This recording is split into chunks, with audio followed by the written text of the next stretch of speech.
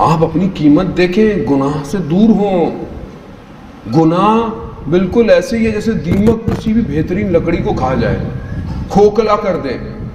ایک گناہ انسان کو، میں ایک عالم دین کی بات پڑھا تھا، ایک گناہ، وہ کون سا گناہ؟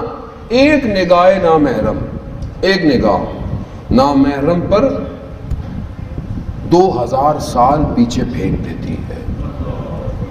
یعنی اللہ اکبر، ایک نگاہ -2000 ایئرس، ایک نگاہ. اب آپ پلس کرتے رہیں کہ وہ مائنس ختم ہو. کتنا پلس کرنا پڑے گا؟ کم سے کم 2000 تو پلس کریں گے، زیرو پہ آئے. 2000 سال میں زندہ ہوں میں تو 60-70، آج کل تو پتہ ہی نہیں، 20-25 میں برگر اور پیزا والی پیدائشیں چل رہی ہیں، سب ایسے ہی ختم ہو جاتا ہے. ہارٹ اٹیک ہو گیا جوان کو، یہ کھاتے ہیں ہم لوگ. کیا کریں گے؟ کیسے پورا کریں گے ہم؟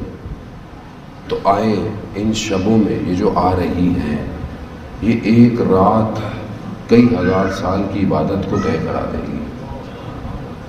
جو ان راتوں میں عبادت کرے گا، جاگے گا، خدا، یہ خاص طور پہ جو 15 کی جو رات ہے، انشاءاللہ آپ 14 کو اعمال کریں گے، جاگیں گے.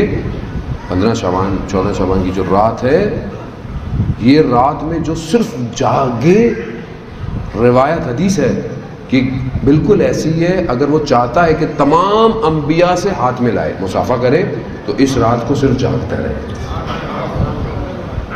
خود یہ ہمیں خدا نے یہ ہمیں ایگزٹ دیے ہوئے، آپشن دیے ہوئے. شب قدر ہے، یہ ساری راتیں اعمال ہے. شب جمعہ مفاتیح کھولے، مفاتیح الجناح، انشاءاللہ پچھلی دفعہ میں بیان کر کے گیا تھا، آپ لوگوں نے خرید لی ہوگی. مفاتیح الجناح خرید لیں آپ، فوراً جنتری تو خرید لیتے باہر نکلتے، مفاتیح الجناح بھی خریدیں. اردو کے اندر بھی ہے، ترجمے کے ساتھ ہے. کچھ نہیں تو موبائل میں اپلیکیشن فری میں ڈاؤن لوڈ کر لیں، مفاتیح الجناح کی اردو میں بھی ہے. شب جمعہ کے اعمال دیکھیں، اتنے اعمال کیوں بیان کیے شب جمعہ کے؟ استغفار ہیں، دعائیں ہیں، چھوٹی چھوٹی دعائیں، ترجمہ پڑھ کر دیکھیں صحیح. خدا چاہتا کیا ہے آپ سے؟ خدا کیا چاہتا ہے آپ سے؟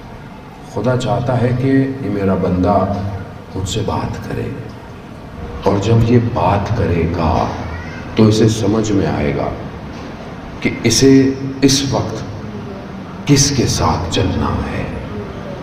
جتنے ائمہ کے ساتھ صحابی تھے، کیوں امام پر جان قربان کرتے تھے؟ کیوں؟